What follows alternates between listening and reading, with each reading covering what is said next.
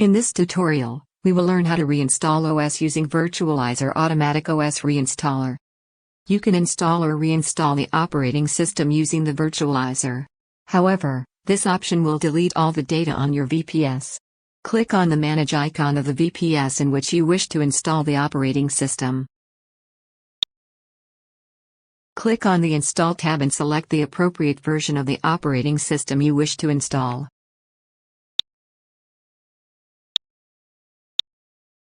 Enter the password in the new password input box and retype the password to confirm it in the Retype Password input box.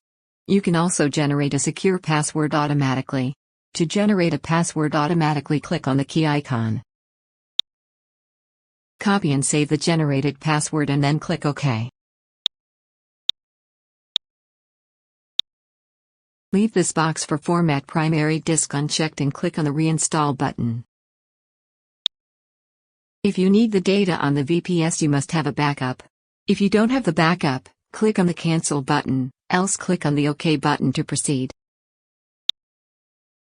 The OS installation begins and it may take few minutes to finish. That's it, now you know how to reinstall OS using Virtualizor. Thank you for watching.